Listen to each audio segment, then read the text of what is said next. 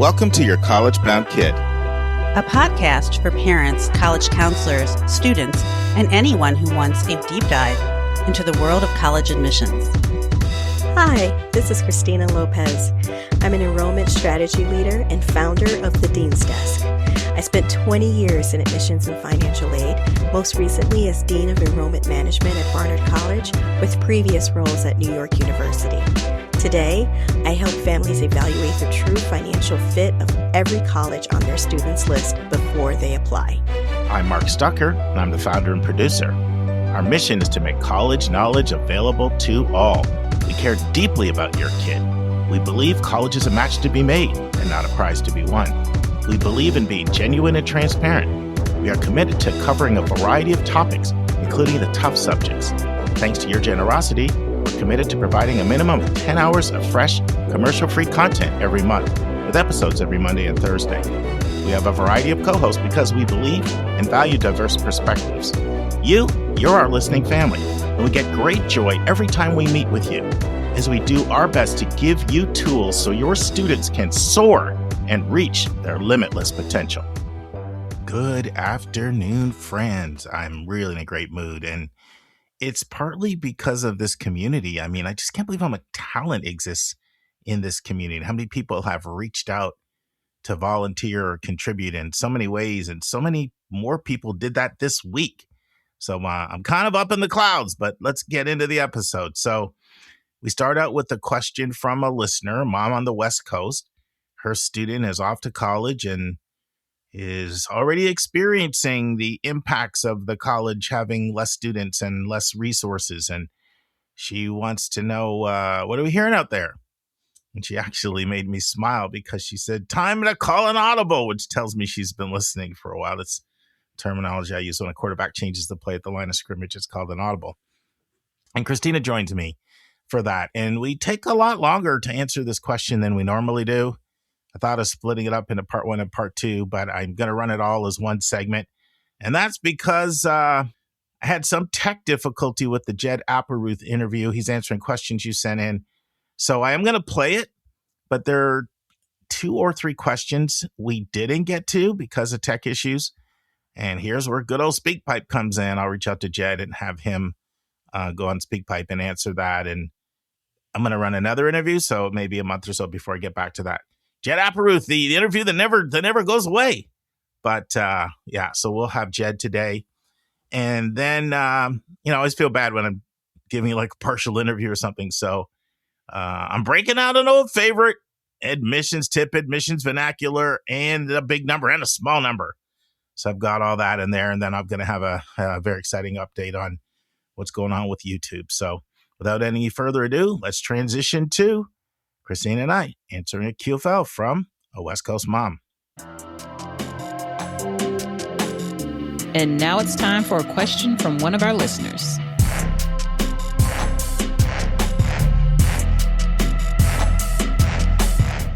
Hey, Christina. Hey. First of all, thank you so much for joining our co-host team. I've been getting great feedback about you, so our listeners are loving your contributions. Thank you. I love being here. This is so fun. Isn't it fun? You see why I get into it. Like, people don't understand, how can you do this so much? And then we went to 1 a week, 2 a week, and now we're daily because it's fun. It's just fun talking about it and nerding out about admissions stuff. It's great. I mean, we go into this work because we love it, right? So now we get to talk about it. All good. So we got a question that came in, which is a pretty good one. I'm going to play it and get your thoughts. Hey, Mark and team. I'm a mom on the West Coast. I've been listening regularly for about 2 years. And I'm sending this message today to suggest that you call an audible and ask your colleagues in the counseling business and other families what they are seeing on the ground this summer in terms of colleges struggling with enrollment and the crisis in higher education. My student just graduated high school. They're headed off to a liberal arts college on the West Coast in a couple weeks. And we understand that the college is closing a dorm for the coming year because the incoming class is so small. This is the cohort that is the first wave of the lower birth rate. And we could speculate all day about why this is happening, but I'm sure that this college is not the only one that is going through a lot of machinations this summer to deal with the crisis on the ground. So I bet if you put a call out to your colleagues and your families, you'll hear a lot of other interesting stories about programs being cut over the summer, dorms being closed, what have you. And I'm just really interested to see what everyone is experiencing with their 2008 babies. Thanks. Take it away. Where do you want to go with this one? So, it's interesting because in the enrollment cliff, well, what happened? Everyone said this was going to be the year that everything falls. And I think it really depends on the schools that you're looking at, right? Like there are some schools on the higher end, your top 20, your top 100 schools. They're not going to feel this enrollment cliff as much. Right. But they still have financial constraints and issues that are causing them to have issues with enrollment. Right. So some of them, I think, are having the opposite problem where they're worried about the issues with the plus loans and families not being able to get plus loans. And so they may have padded their classes more to try to make sure that they don't melt as much. Right. So they might have an over enrollment problem, right? As we're seeing for some schools. And then there's some others that are the smaller liberal arts colleges that are less selective, maybe some more of the maybe religious schools, etc.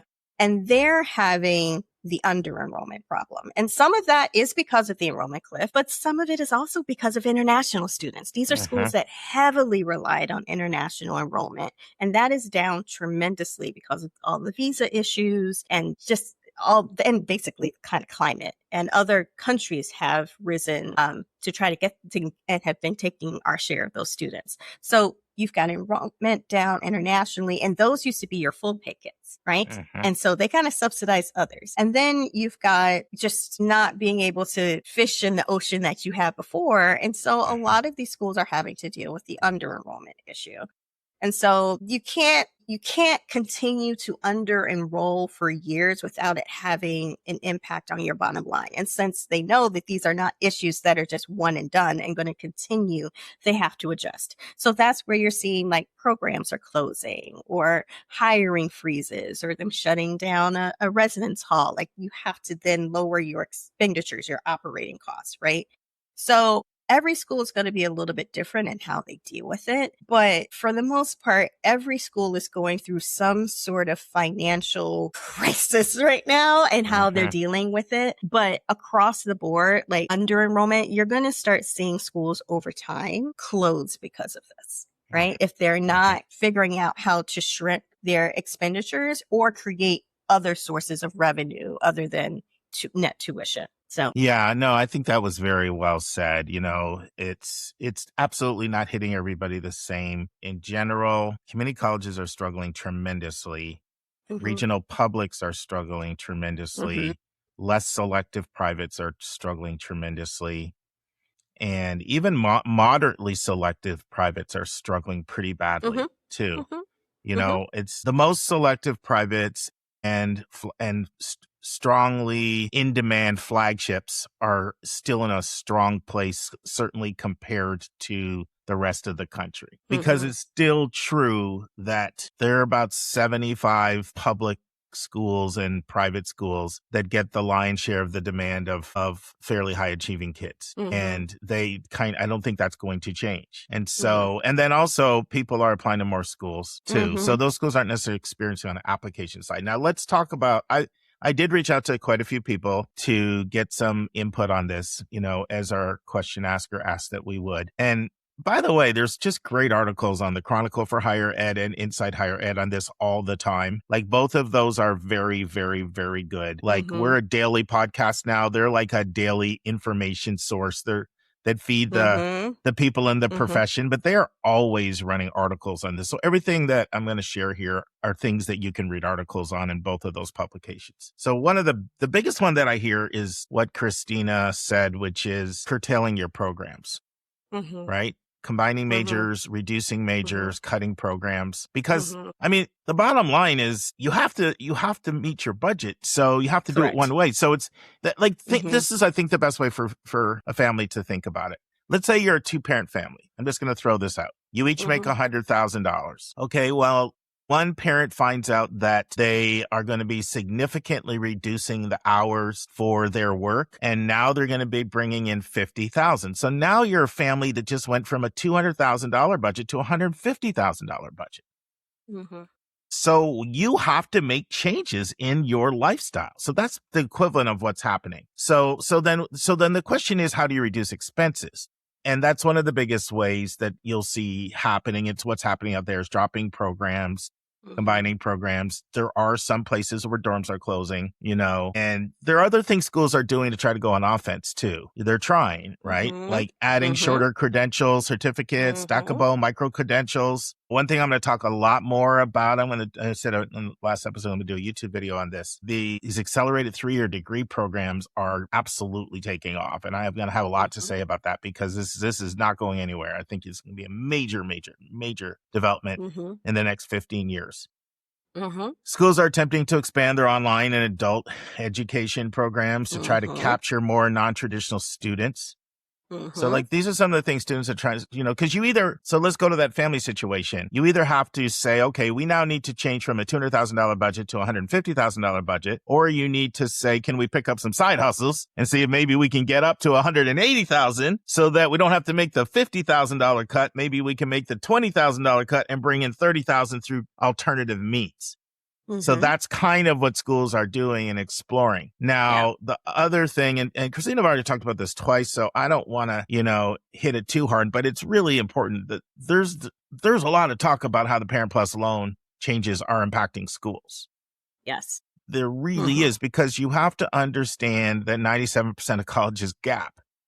And if you don't know what gap is, gapping has to do with this. When a family fills out the financial aid forms that looks at the income and assets of the parents and the student, comes up with a number known as an SAI, Student Aid Index. And that's the number that the school is going to believe you should be able to pay. Now, we know that that formula takes such a higher percentage of your discretionary income that the overwhelming majority of people won't agree with that, sometimes drastically will not agree with it. And correct. And for understandable reasons, like like if you live in higher cost areas, it hardly ever makes the appropriate adjustment for that and all the other things. I won't get into that. Those are other videos that Christina and I are putting a lot of videos on YouTube on this topic individually. So, but to keep it simple, let's say that it comes back and it says that your SAI is $50,000. And let's say you apply to a college that is, is going to cost $70,000. So then according to the need analysis, you have a $20,000 need, which is the difference between the cost of attendance of the school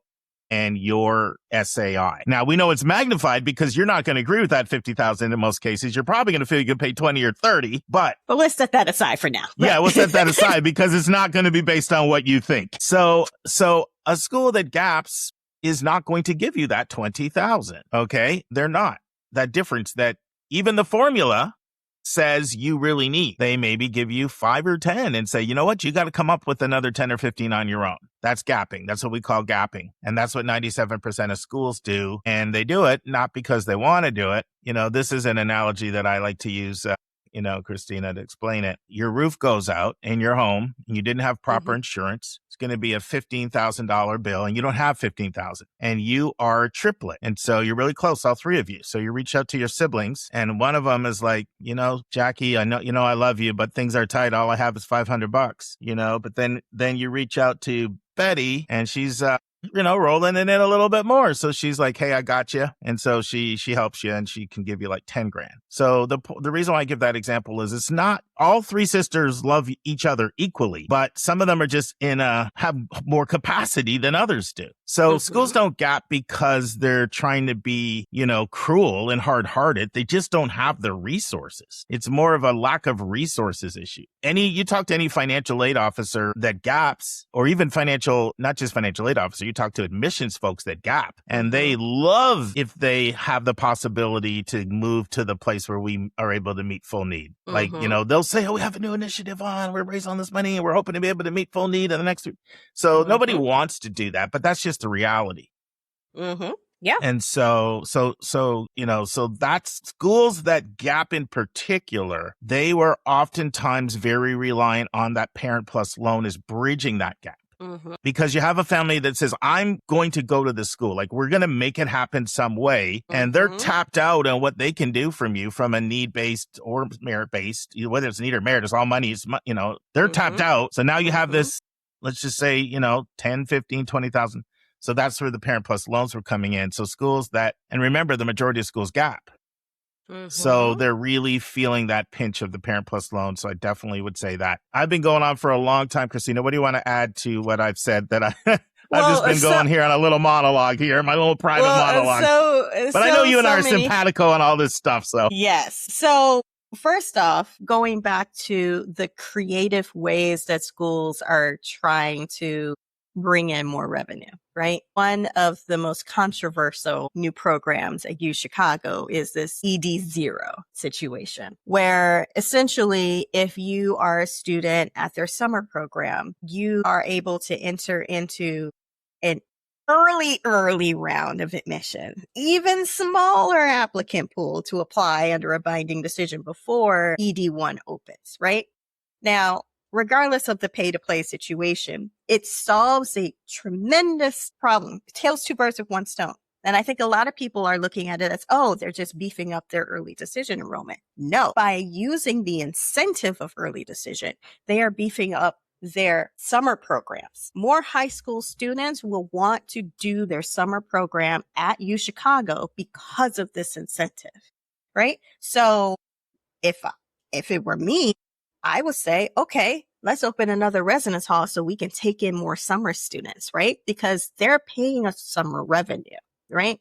And it's less to operate in the summer than it is during the school year. You don't have to have all the residence halls open. You don't have to have all the dining halls open, what have you. And they're bringing in more revenue to the college and they're solving their enrollment issue at the same time, right? So although it's, controversial, I always say Jim Nondorf is kind of like, he's the evil genius in all of this, right? Like, it's smart.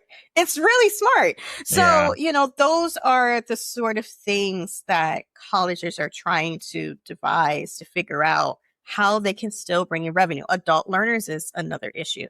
Maybe they are now working with alums to bring them back to campus for certificate programs, or maybe they're doing a post-grad program where students now they want to go into medical school, but they don't have the courses that they needed to take. Well, now they can take those courses as graduates, whatever that might be, right?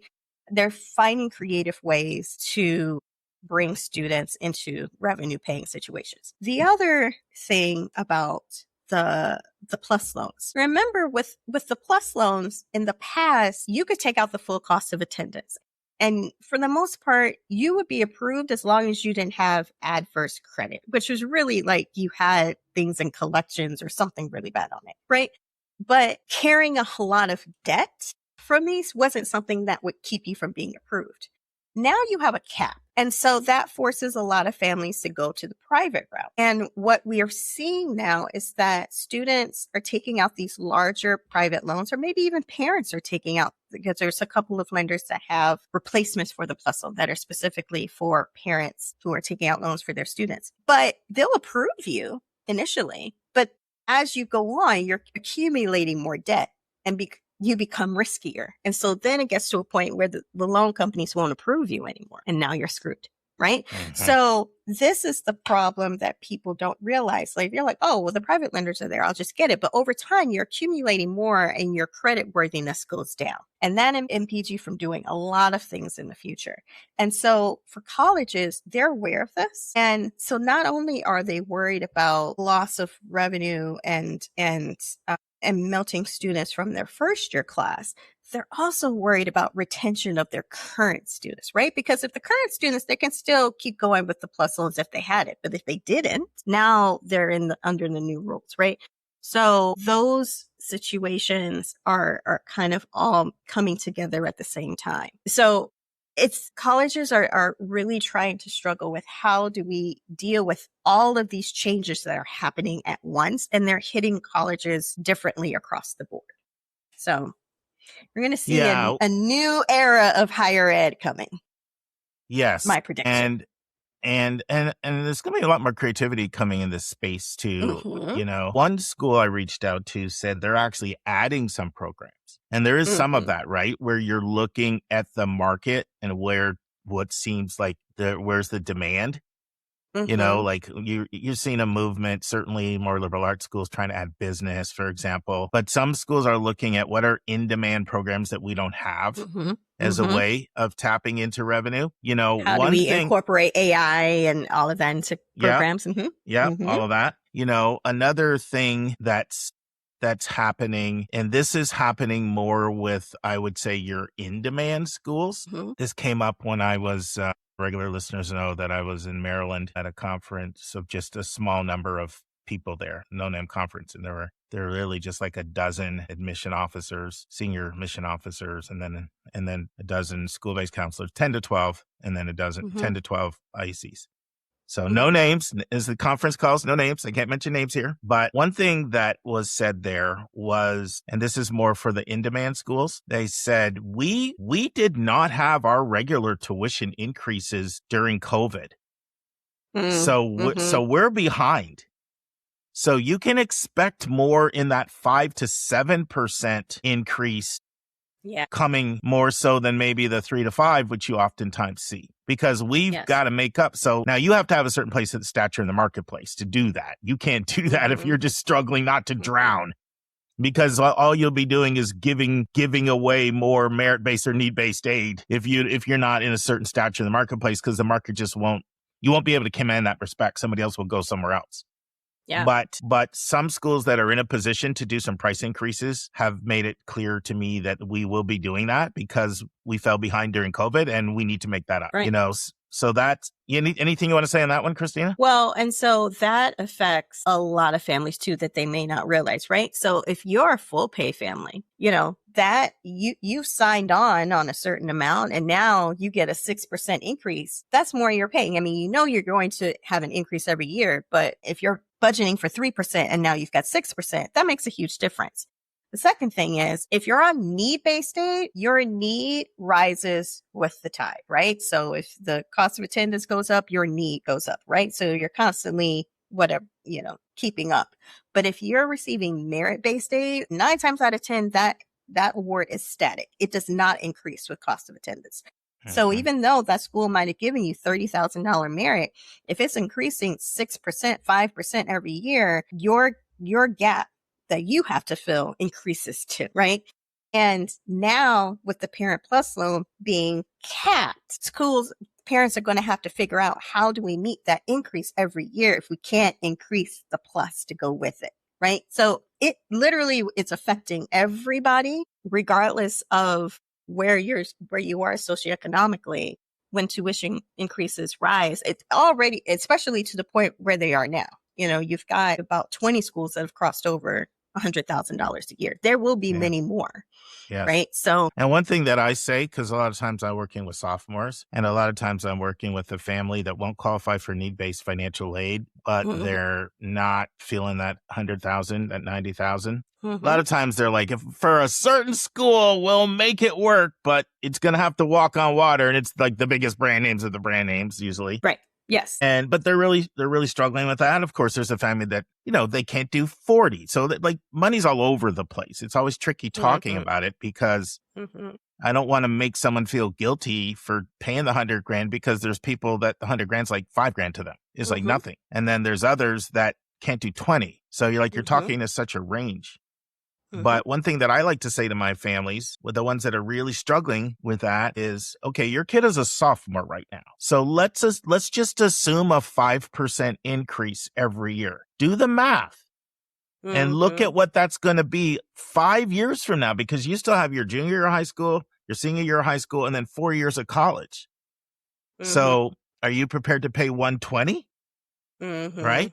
And then for some of them, I'm like, no, I'm out. And then I'm like, fine. Well, then let's target schools where you won't have to do that. And then for others, they have that. They've got the money saved away, or they can, they have just different revenue streams, whether it's high paying jobs or, grandparent. Everybody's different with their financial sources. But I like people to know that, There's another thing, Christina. Go ahead. No, go ahead. Yeah. No, I was saying even for full pay families, there's there's a difference of like, can I pay and do I want to pay? Right. Absolutely. Because, and sometimes people are like, well, I think a lot of times schools will look like, well, they can pay, they should. And it's not necessarily that easy because especially if you're a business owning family, your income fluctuates depending on what's happening in the world. And this economy is just, you got lots of waves happening, right? You got tariffs today and not tomorrow, and so nothing is steady and nothing is certain. And for many families, attaching themselves to $100,000 bill for the next 4 years is a risk for them because they don't know what's going to happen. So I think there is this fear within higher ed as well, because like everyone's like, well, we need more full pay families. They're like, well, full pay families aren't full pay the way they used to be because of how much this is all costing them now. And it's how much it's costing. And it's also that they have realized I can get some merit money at some really, really nice places and I don't have to pay that. I don't have to do that. And I usually, I have to listen to my families because what matters to them has to matter to me. But I do like to give my families permission. You should feel really comfortable not feeling like you need to pay that amount of money to go to college. In other words, we can find you fantastic schools at a significantly lower price. But you need to realize that now that means now you're not going to UPenn, you're not going to Northwestern, you're not going to Georgetown, you're not going to Stanford. Like, I'm not going to list all the schools, but there's going to be about 30 schools in the country that don't do merit and they don't need to do merit. They have enough people that are willing to pay full. Remember, merit money is an enticement to try to attract a family that's going to go somewhere else. So there's a discount. Yes, a discount. Yes, it's a pricing strategy. Correct. So there's approximately 3 dozen schools that don't need to do that, and they won't do that. So then that just is a matter of you. Like, is it so important to you that you need to go to brand name U that you're going to pay it? And if that's it, that's fine. I'll work with you and do that. I mean, for someone who sometimes people, when you do what I do, sometimes people do judge you by where your kids go to college, So that actually makes me look better because then people end up at these kinds of schools. But I don't care about that. Like, that's not what I'm thinking. I'm thinking about like what's in the best interest of the student. You got another student coming behind you. Your kid might do med school, law school, business. This is really and I've been dealing with this my whole life, Christina, because when I was at boarding school, think about this. We were pushing $50K. And then people are like, okay, I got to pay this for 4 years for high school. Then I might have college. Then I might have grad school. And I got more kids. So this has just been my world to have to work with this. But I'm usually big on challenging people to not give them the permission structure to feel that they don't need to pay this amount of money to get a great education, have a great college experience. And some people come in with that mindset already and some others don't. And, you have to listen to your families, right? Because there is a family for whom it matters so much to them and they're going to do it anyway. So either you help me or somebody else, There's one other thing we haven't talked about that this is not something that of the people that I reached out to, they shared. But this is just something, and I think Christina will agree with me. This is just inevitable from just my experience doing this work for 26 years. So there are a lot of fees that colleges can add into that student fees bucket. And in some ways, they can get away with it because hardly ever is somebody going to read that fine print really, really closely and say, okay, my kid's not coming now because the activity fee went from $250 to $900. The technology fee went from $300 to $700. The parking fee went to blah, blah, and it goes on and on. Oh, the healthcare, blah, blah. Before we let sophomores have any meal plan they wanted, now we're requiring everybody to be on the 20 meal plan. Like there's a lot. I know there's that stuff going on because just think about it. You have to come up with money. And that's a way that you can come up with money and hardly anybody will notice it when they're making enrollment decisions. So, yes. Christina, tell me what your thoughts are. Agree, disagree? What are your thoughts on that? 100%. Your tuition is something that typically will increase every year percentage wise, and that has to go through an approval process, finance, and the board has to approve it and all these other things. But you also have a lot of freedom to work with all of those other pieces of your cost of attendance, your housing, your meals, your fees, your transportation, all of those sorts of things. The non-billed things don't really matter, but the billed pieces do. And I have absolutely seen over the time that I've been at the two institutions, the way that they've changed the meal plan, where it's like, well, now, we're increasing the meal plan and everybody has to go in at the higher tier. And before it might have been like, well, because people were saying that, the other one wasn't enough. But okay, we can solve that problem, still charge them the same, but they don't, right? So now everybody has to go to this higher tier and they're getting more income that way, right? Some of it is on the families. Like we were in a double before, but that student really wants a single. Well, that's more now. Or you want to be in this fancy building or what have you, like that increases your cost of attendance as well. So with the fees too, like it's tuition and fees, but sometimes they don't necessarily break down what those fees cover in a way that is very public, right? Some of it are athletic fees. There was just one article that just went public about the fact that there's one big SEC school that's charging like $750 for the athletic fees. And this is supposedly to cover if students want to attend one or two athletic events throughout the year. But then they still have to pay for those tickets because it's a lottery. So they have to go into the lottery. And then if they get it, then they still have to pay, but they pay less. But they're not even guaranteed those tickets. And what if you're someone that's like, well, I don't want to go to any sporting events, right? No, well, the fees support all the teams, right? So they're able to cut, and it increased tremendously. I think for 1 year, it was like 500 and then it went up to 750, right? You never realized it. So it's those sorts of things that can kind of just sneak in. And why your fees will go up every year. Yeah, and one other thing I wanted to say. So I mentioned maybe about 2 or 3 weeks ago, I am going to do something on YouTube with visuals so you can see some ways to assess trends with schools' net tuition revenue and compare.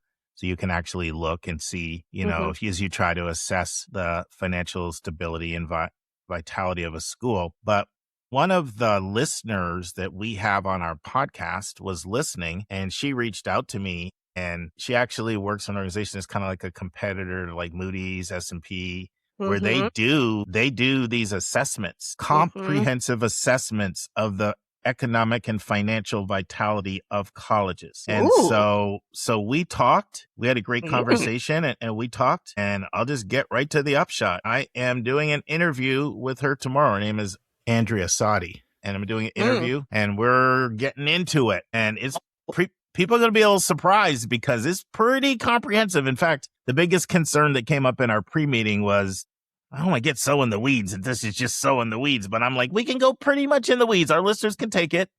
And she was going into the weeds on me, and I'm like, okay, now that's a little bit too much in the weeds, but I'll pull you back if you're getting too weedsy. But the point is, you're going to hear that interview, like that one. I'm going to run that one right after, like you're hearing the last part of Jed Applerouth today. So that's going live on Monday. And so you'll be hearing I'm that. intrigued. Yeah. You'll be hearing that one a week from because it's today. such an important conversation to have right now, especially as families are looking for these schools that are giving lots of merit aid.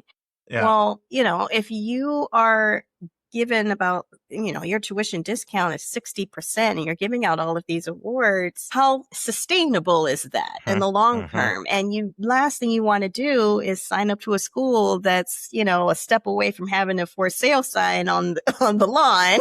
And now you're scrambling. And so this is really critical information for families to have. So Christina, I don't know if you're free. You're doing the Lord's work. There you go. I don't know if you're free at 10 a.m. tomorrow, but you're welcome to join me. Like we do this thing sometimes where 2 people. Yeah, if you're free. Yeah. Yeah. Okay. Awesome. I'll get you on there. Calendar. Check your calendar. Let me know because you'd be a great addition. I haven't done this in a while, but it's fun. Like Julia Esquivel and I, we both interviewed Lee Coffin from Dartmouth. We've done a couple joint interviews like that. It's fun kind of when we have like 2 interviewers and one person. They're kind of fun. So yeah, let me know if you're free and you can join me. Yeah, I am free. Awesome. Put me in. I'll send you the link today. Yeah. Great. All right. So you'll hear for that next Monday. Tease. Thanks, That's everybody. That's going to be awesome. And thanks for sending in the question. Bye-bye. Bye. All right, friends, let's transition to admissions tip. Admissions vernacular, big number. I got a small number for you today. I got it all. All right. So tip. If you want to be a college counselor, or maybe you're thinking about being a college counselor, I get this question a lot. What can I do? I want to be a college counselor. Or maybe you just love this and you just want to, you're just so incredibly intellectually curious and you have some time on your hands. Let me tell you some things you can do. I'll tell you what would be the ideal, but I'm not naive about how hard it would be. The best thing you could do would be to become an admission officer at a highly selective school that does holistic admissions. That would be the best because you'll just learn from every single angle, being in committee, deliberating over who gets selected and who doesn't, and hearing all the rationale and learning how all the sort of sausage is made. And when I was at KIPP, we had a teacher there, and she said, "Can I talk to you?" And so I said, "Sure." So then she said, "I want to do what you do. How do I do what you do?" And that, of course, I was counseling at that side. And I said, "Well, the best thing you do to get admissions experience." So I kind of mapped out a little plan for her. Do you know the next thing I know, she reached out to me and said she just got hired at Agnes Scott as an admission officer. So it is possible, but it's also incredibly hard to do that. Hillary has talked about teaching in a college and trying to get into admissions and just constantly getting the door slammed in her face. Like, there's not a lot of spots, and they're oftentimes very, very particular about what they're looking for. So don't feel bad if you're not able to get that opportunity, but that would be the ideal. And the reason why I say a highly selective school that does holistic admissions, my first admissions job was at the Phillips College in Texas, and it was not a highly selective school. It did holistic admissions. I really didn't learn that much, to be honest. I really didn't. So that's really the ideal. All right, but because that's so rare, let's talk about another opportunity. Becoming a seasonal reader. So from mid-October through mid-November, so many schools hire seasonal readers. You need to have a bachelor's degree. You need to be prepared to work 20 plus hours. And it's kind of smart because what you have to pay someone for salary and benefits, especially, schools don't have unlimited budgets, so much less if you can pay someone $20 an hour, $15 an hour, $27 an hour. I mean, prices vary. It's not a high paying job. You'll typically see, it rarely pays over 30 an hour, and sometimes it pays less than 15, I'll be honest. But it's really the experience. It's really probably the next best thing you could do besides being an admission officer, because you're going to get really good training usually. The more selected the school, the better. The more holistic the school, the better, at file reading. So you say, how do you get these jobs? Well, HR job boards are great from the college. There's a website a lot of schools use called higheredgejobs.com. Check out higheredgejobs.com, and you're going to want to be looking for these really this time, August, the schools start putting it out there. LinkedIn Jobs is another place, and then Indeed is another place. Now, you should know a few things about these jobs. You normally cannot be a private college coach, an independent educational counselor. You normally can't do that. That's usually a restriction. Also, in most cases, you can't have a junior or a senior because think about it. They're looking at it like, okay, are you just trying to get the secret sauce, how to get your kid in here? And even if you're not, they just don't want that appearance. And then a lot of times they have restrictions about you working with high school students. If you're working with high school students, a lot of times you can't do that. But it's really, really great way to get a better understanding of how admissions work. So that would be my second choice if you can't become a full admission officer. Third thing, volunteer to community-based organization, CBO, that does college counseling, oftentimes looking for volunteers. You're normally not going to be able to walk in the door and just say, hey, I want to be a college counselor. It's not normally going to work like that, but just volunteer in different capacities, let them get to know you. And then oftentimes a counseling opportunity will be available if you make it known that you'd love to work in that capacity. All right, here's another one. I've never mentioned some of these on the podcast before. Try to become a scholarship reader. Look for local scholarships. If you're affiliated with any, that's always great. Look for large scholarships. A lot of times it's like a one-day training program. But once again, it's not quite the same as admissions, but you'll still learn a lot as you learn what factors go into making somebody pop. And then another one is just volunteer for free, helping some students who don't have resources, and just keep listening to podcasts like ours and our YouTube channel. And the more experience you get over time, your skills will get better and better and better and better. And it's also a great way for you to figure out if this is something that, you might want to do. A lot of people listen to our podcast and tell me, that they're thinking about making a career switch, or they're really curious about becoming a college counselor. And a lot of people I even counsel with, their kids, they tell me that. So I'm just telling you some paths that you can take if that's of interest to you. All right, admissions vernacular. Well, I'm staying in the same theme as our question from our West Coast mom about schools having financial struggles. And the word of the day is RIFs. RIFs. I've never shared that one with you before. RIFs. RIFS. It's a commonly used term in higher ed with the upper brass. What does RIFs mean? It means reduction in force. What does reduction in force means? It's a formal structure layoff process colleges do when they have to cut their budgets. Exactly what you just heard Christina and I talk about. Now, this is different from a normal layoff process. This is nothing to do with performance evaluations. This is position-based, not performance-based. This is also common in the federal government, common in other aspects of the public sector. When I say common, I mean use of this term RIFs. It's not just a college term only, but very commonly used in higher ed. And it's often based on factors like seniority, job classification, tenure. I mean, it's the stuff that Christina and I are talking about. You're over budget. You got to slash. You got to implement some RIFs. I was talking to somebody this summer and they said, yeah, we're going through RIFs right now. It's painful. It's really painful. We're going through RIFs. All right, friends, I'm giving you a big number and a small number because, there was a time, if you are old time listener of our podcast, I used to do this every episode. Now I'm a lot more sporadic, so I feel a little guilty because you guys used to like this. I'm going to give you a big number and a small number. So if some of you may be familiar with Scott Galloway, he's got a very large presence known as Prof G. He's a professor in the Stern School of Business at NYU, but he's all over, YouTube, and he's got really popular podcasts, very large media profile. He's also a serial entrepreneur, very outspoken also on politics. Raging Moderates is a podcast he co-hosts, but he has many, many other podcasts. And so people look at him as someone extremely successful, which of course he has been, from a financial standpoint. But he's very clear and humble about his humble origins and his humble stats. So here's the big number. He went to UCLA in the early 80s and the acceptance rate was 76%. You want to know why parents can't understand why schools are so much more selective? They're thinking about how it was when they went. By the way, he had a 3.1 GPA and an 1130 SAT. Yeah, got into UCLA. Now, it gets worse. He was on probation a number of times at UCLA, and he graduated from UCLA with a 2.27 grade point average. But guess what?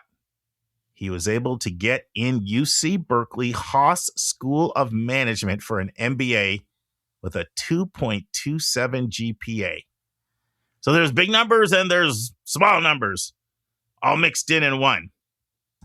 All right, friends, before we transition to the interview with Jed Applerouth, I just want to thank everybody who reached out to me this week. And there were quite a few people to share with me their experience on YouTube. I'm just going to share with you some of the things that I've heard from our podcast listeners that have gone over to YouTube. So here's a message. I watched several YouTube videos today, all great content. Really appreciate the consistent message. Here's one. Good morning. Watching your interview with Bill Deresiewicz, author of the book Excellent Sheep. I'm going to try to get my son to watch. Love, love, love the new YouTube channel. By the way, the Bill Deresiewicz interview, New York Times bestselling author, that so far is our most listened to and watched interview. It's our longest one, but if you want to go check one out, I'd recommend that. And then if you're listening to this, which goes live on Thursday, on Friday, I have a second interview that goes up with Bill Deresiewicz, which I think is equally as good. Sometimes when I do an interview, the perception is different when I have it when I'm doing it versus when I go back and I edit it. So his most recent book is called The End of Solitude. It's a collection of essays. And at the time, I didn't think it was as good as Excellent Sheep, but it's every bit as good and maybe better. So if you want to get a little bit of a sampling of our YouTube channel, there are a couple ones for you to check out over there. And friends, another thing you'll find over on YouTube is, the Grinding My Gears series. That was always one of your most favorites. We always had great feedback on that. We've done I think 3 Grinding My Gears videos so far, but they're not labeled that way until the one that went live on Wednesday with Hillary.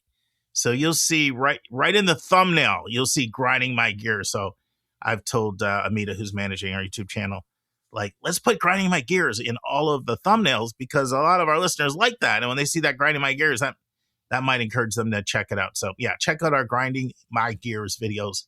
We've got about 30 of them planned over the rest of 2026. So that's a response from a mom. Then I got this response from a dad. And this one really kind of moved me because, I know I'm asking a lot. Not only the time it involved in these, of course, nobody has to watch every single, thing that we produce. It's up to you if you want to do that. But people like podcasts because it's passive listening, right? And now YouTube videos are more like TV, or like reading, they demand your complete and total attention. So this was one that kind of really meant a lot to me because this is what I had in mind when I launched the YouTube channel, because I do think the visuals combined with the audio is really powerful. So this is one that came in yesterday. Your YouTube channel is awesome. The production value is excellent. And the video editing, it's really well done. Plus the content, of course. I love and continue to listen to the podcast, of course, but I also think it's great to put faces to names and to watch the interactions between you and your co-host. It's just very well done. So that was really encouraging to me. Then I had a mom who said something really interesting. So another West Coast mom. She's like, when I first watched the YouTube videos, I like to listen to it. So I'll probably continue listening. There was a lot going on there. But then she said this, which was really cool.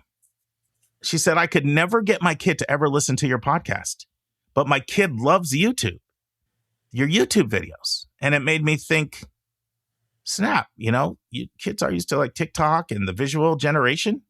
So maybe we'll be more effective at reaching students. But I definitely encourage you to check out the channel. And without any further ado, I want you to hear this idea that I had so that you don't feel like you have to listen to all of them.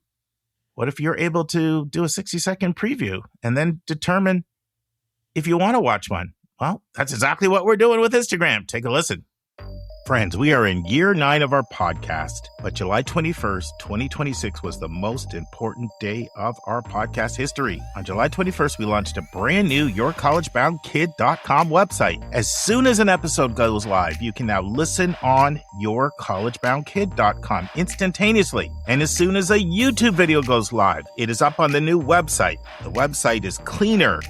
Interviews and the spotlights and past episodes are so much easier to navigate. Special shout out to a brother-sister team, Mary LaChance in Connecticut and John Rooney in New York, who, by the way, are volunteering their services to help us make college knowledge available to all and being our webmasters. You have to check out the new YourCollegeBoundKid.com. The feedback so far on the new website has been off the charts. Effusive. Another thing happened on July 21st. We went from a Monday, Thursday, Audible podcast to a daily podcast. We now have YouTube videos that drop every Sunday, Tuesday, Wednesday, Friday, and Saturday.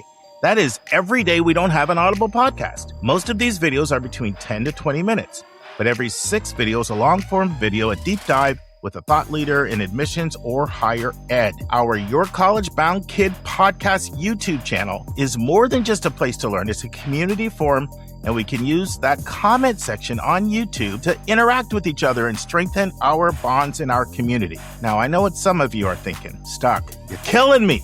I mean, I love the pod, but 7 days a week? Are you serious? Thanks to Sony Patel from Kansas City, every one of those 5 days we drop a new YouTube video, she will send out a video trailer on Instagram that will preview the YouTube video that went live earlier that day. So you can take 60 seconds to watch the Instagram video trailer, and then you can decide if the 10 to 20 minute YouTube video is worth your time. Now, if you're not signed up for our Instagram, it's just YCBK Podcast. That's at YCBK Podcast. One more time, that's at YCBK Podcast. We are excited and we look forward to interacting with you, our listening family, in the comment section on YouTube.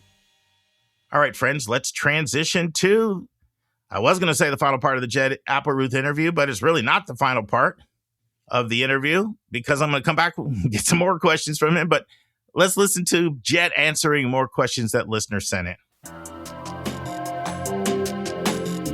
And now this week's interview with a special guest.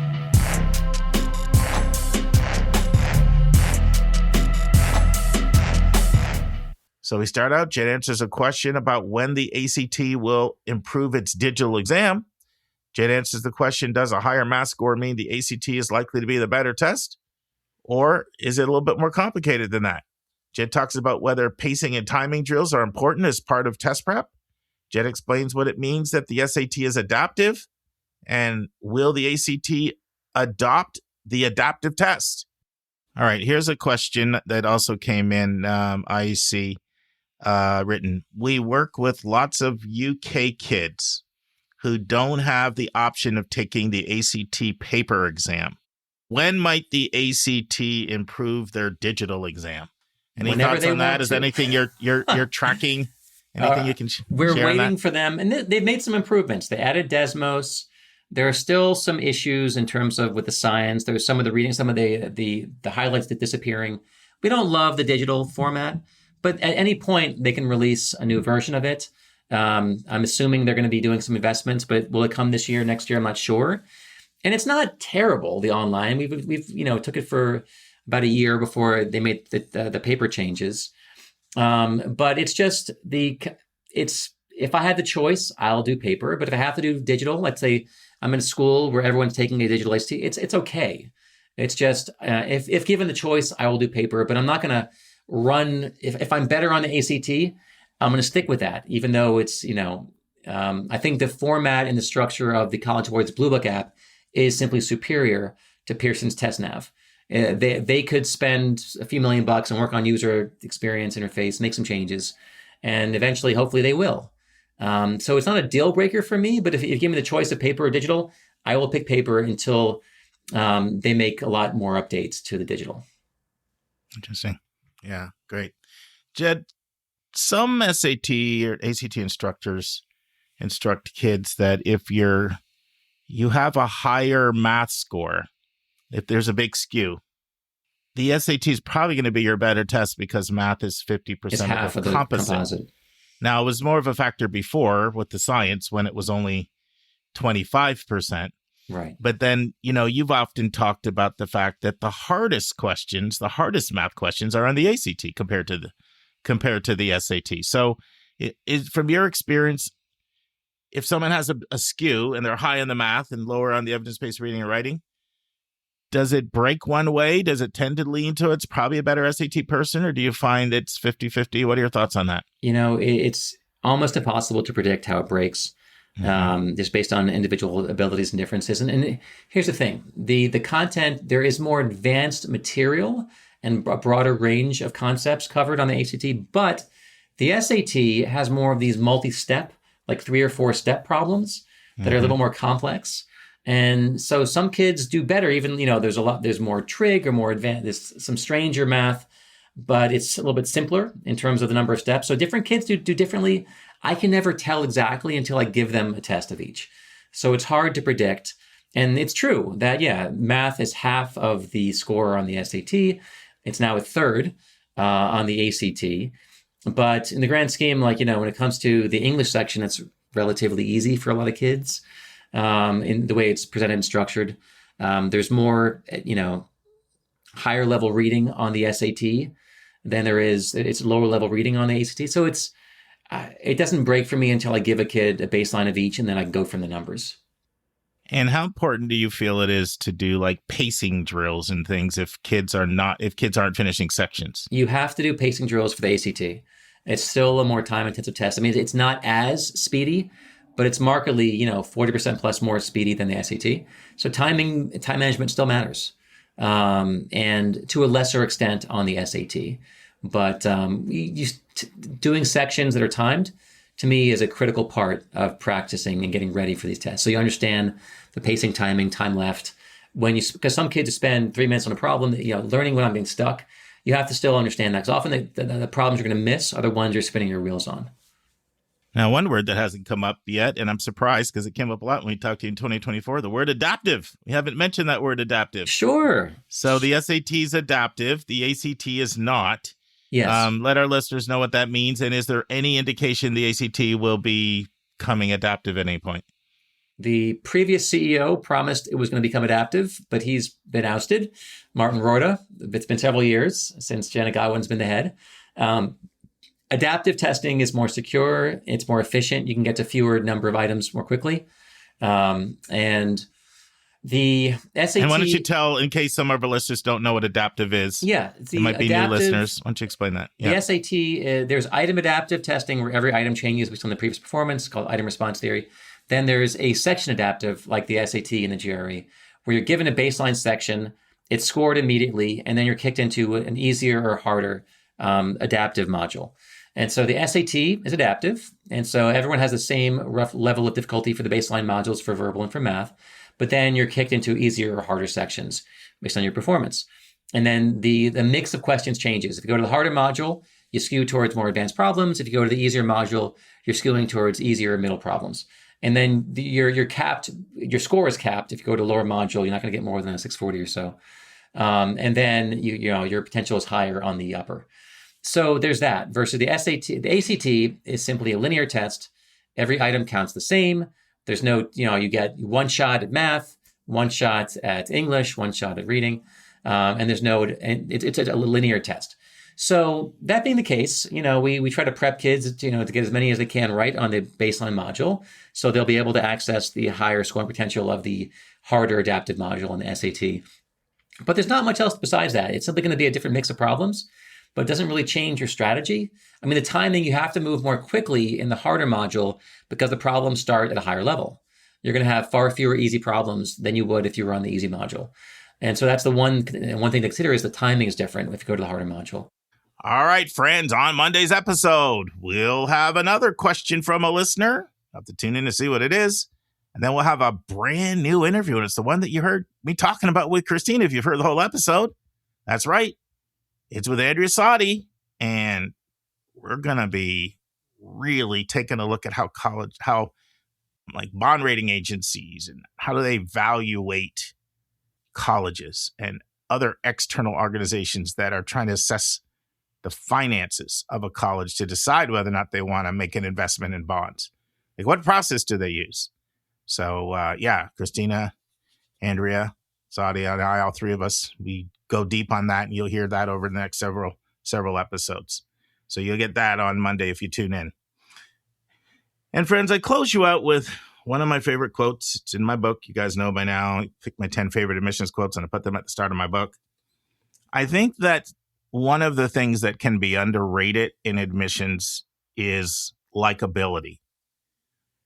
As much as colleges do their best to reduce bias training and they try to have rubrics to try to take the subjective out, you can't completely take the subjective out. You just can't. And I think it's important to know that. And if somebody is very likable, I always say, you better take an interview if you have it. Get in front of people. Let them get to know you. It's a little secret weapon that people who are likable have. Now, does it always work? Absolutely not. Is it going to trump a bad transcript? Absolutely not. But it's naive to think it's not a factor. And so I want to read this quote to you, and it's from former MIT admission officer Christopher LaBounty. And here's what he says. Personality is something people think is not a factor, but it really is. It's really hard in these environments for an admission officer because, remember, they are people, and this is a selective process, to give an offer to someone they don't like. Did you catch that? It's really hard in a selective process to give an offer to someone you don't like. See you on Monday, friends. And that's our show. A big thank you to you, our listeners, for tuning in this week. If you find this podcast helpful, please follow us, and you will get every single episode as soon as they are released. If you want to support our podcast, you can click the share button and send it to your friends and acquaintances. You can say positive things about YCBK on social media. And you help us stay commercial-free and pay our staff by donating at yourcollegeboundkid.com and clicking the donate button. You can write a review for us on Apple or Spotify. If you have a question or suggestion, just go to speakpipe.com/YCBK, hit the orange button, and speak, and we will do our best to get your question or your comment in your own voice on an upcoming episode. I'm the producer of the podcast, and I live in Metro Atlanta. We have a fantastic team that has over 200 years of admission and counseling experience. Shout out to our co-hosts, Susan Tree in Pennsylvania, Lisa Ruff in North Carolina, 2 admission officers from Colorado, Hillary Dickman from Colorado College, Kate Strickland from CU Boulder, Vince Garcia in California, Julia Esquivel in Massachusetts, Linda Depker in Missouri, Andy Strickler, the Chief Enrollment Officer at Connecticut College, Heath Einstein, the Chief Enrollment Officer at TCU in Fort Worth, Carter DeLauro, a co-director of college counseling in New York, and Christina Lopez, the former Dean of Admission at Barnard College, and our international college specialist, Kevin Newton from Dallas, Texas. Our stupendous sound engineer who makes everything happen is Nemanja Matvic from Serbia. Our reliable webmaster is John Rooney. Website updates are done by Joyce Ducker. Image editing by Vlad Honchar. And what would we do without our volunteers? Guy Pillsbury, Sony Patel, and Andy Bernstein are all helping us with podcast marketing.